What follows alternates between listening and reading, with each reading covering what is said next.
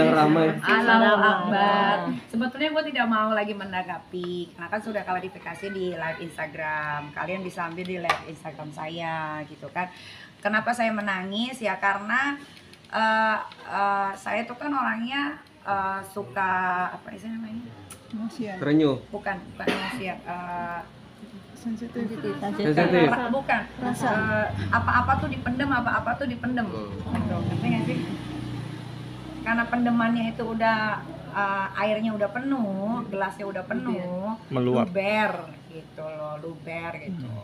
Jadi seberapa pendem sih Kak Niki, apa yang Kak Niki pendem soal hubungan? Seperti yang kalian tahu, saya tidak pernah menjelek-jelekan bilangnya apa ya? X. Belum, karena kan dia belum menceraikan saya ya, suami saya ya. Saya tidak pernah. Setiap kalian wawancara saya tidak pernah menjelekkan dia. Malah netizen bilang dia, kalian juga suka tanya kan ke saya kan, nggak punya kerjaan ya suaminya ya, kata netizen mau kondo ya. Kalian kan suka nanya gitu kan.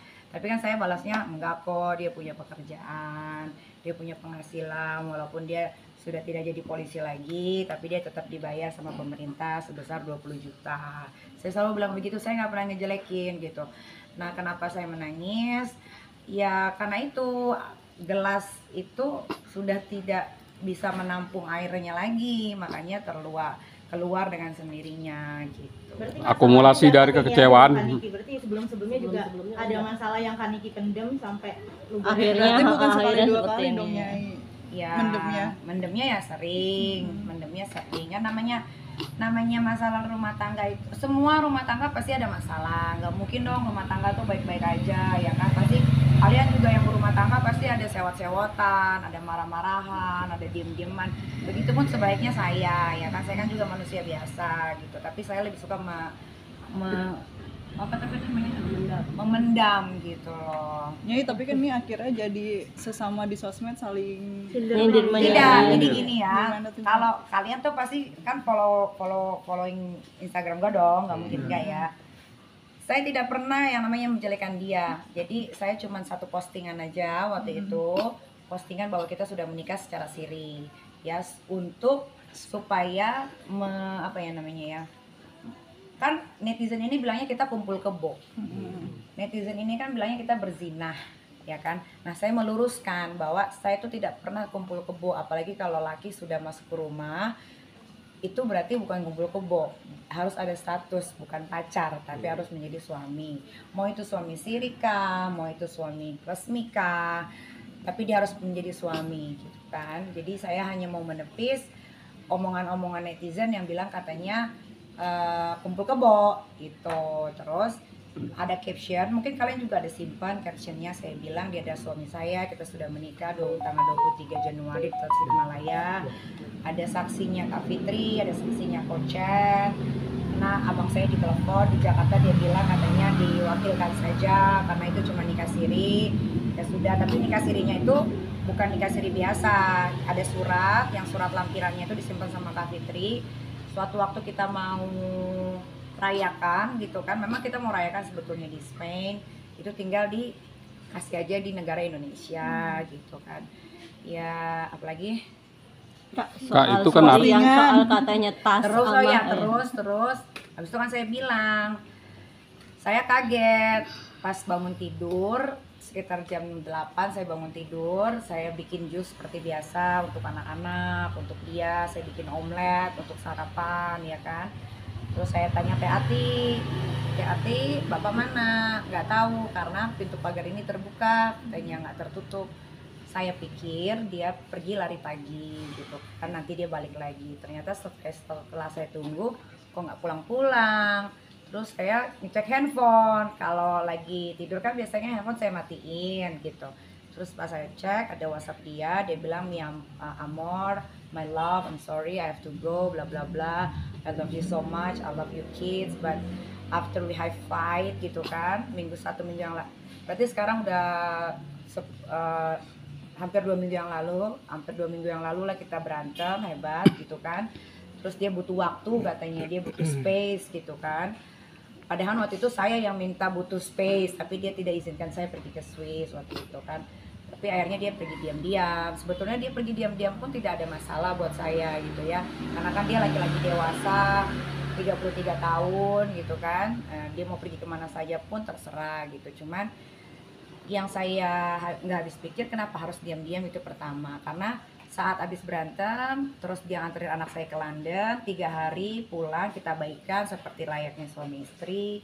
Saya sudah bilang I say apologize, saya minta maaf karena saya sudah menampar kamu, saya tidak akan melakukan itu lagi, maafkan saya. Dia bilang iya, saya maafkan dan kamu tolong jangan ulangi lagi. Sudah, baik tuh, boleh tanya sama orang rumah.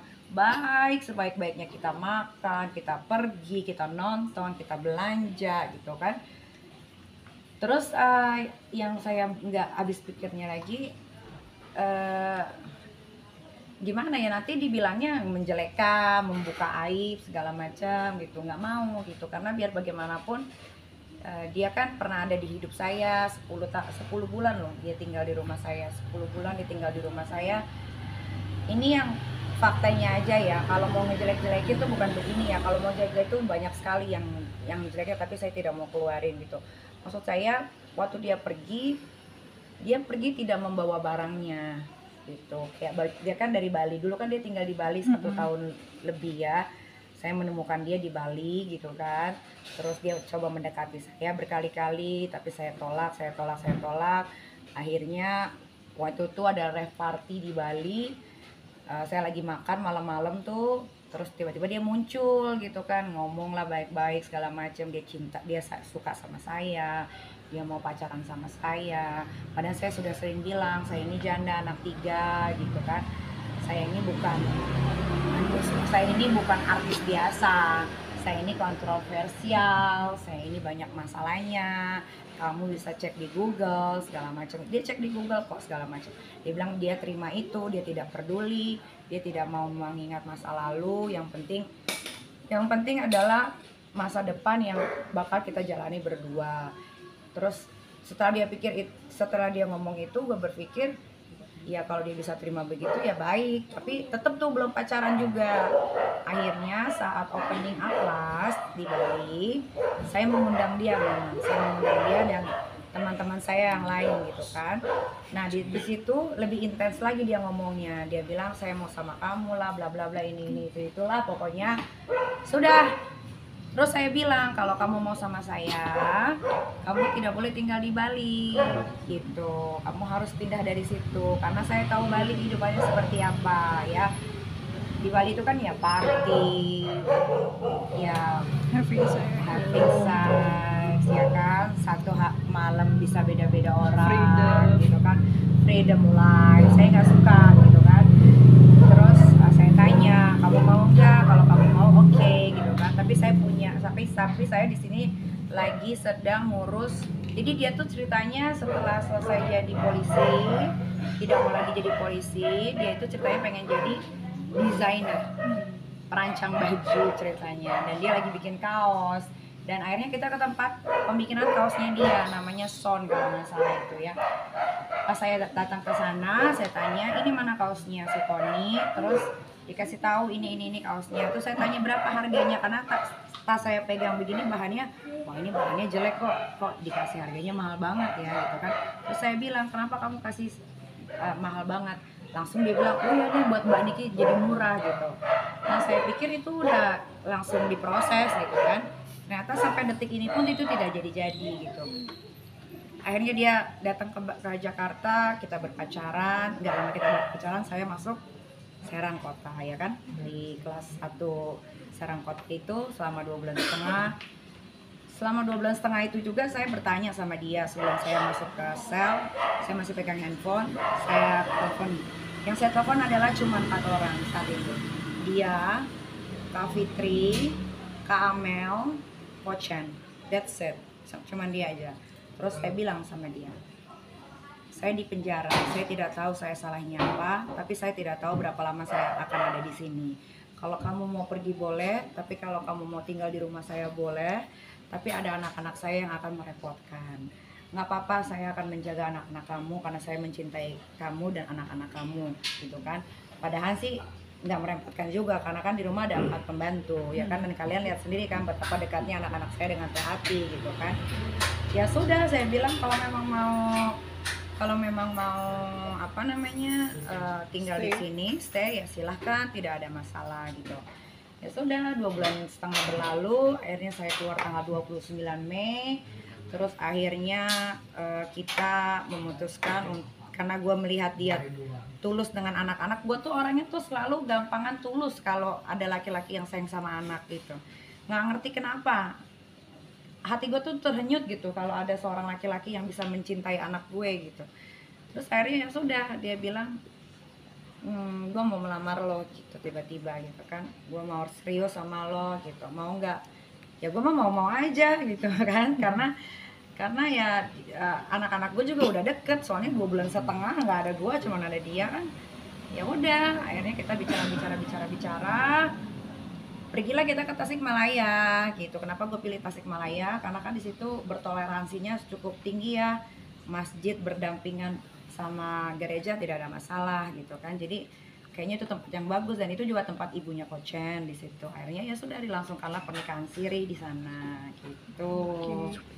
Jadi gue juga tidak bisa menyalahkan Tony karena Tony 33 tahun, dia masih kecil, dia belum pernah berumah tangga. Dia baru sekali berumah tangga tuh sama gue. Tiba-tiba langsung dapet 3 bonus anak. Mungkin dia bingung cara mengurus anak gimana. Maksud gue gini kan, kalau dia bilang di live Instagram dia adalah a good daddy, satu kali pun di mata saya tidak pernah melihat Tony belajar dengan anak saya gitu loh. Tapi ya sudahlah, semua orang kan punya pembelaan masing-masing ya. Tony membela dirinya, kalau saya nggak perlu dibela diri saya. Kalau saya dari dulu saya mengucapkan apa yang saya tahu, apa yang saya lihat, apa yang saya dengar. Saya tidak pernah menyebar hoax seperti yang kalian saksikan dulu bagaimana saya dibully sama netizen. Oh, akhirnya Nikita mendapatkan lawan yang seimbang, Ito Mahendra. Akhirnya Nikita mendapatkan lawan yang seimbang, si ini, si itu. Buktinya semuanya tumbang. Tony masuk lawan juga Niki. Nah, ini juga dibilangnya, wah akhirnya Niki menemukan lawan sepadan, lawan yang seimbang, Tony. Ya ntar kita lihat aja siapa yang tumbang. Gitu.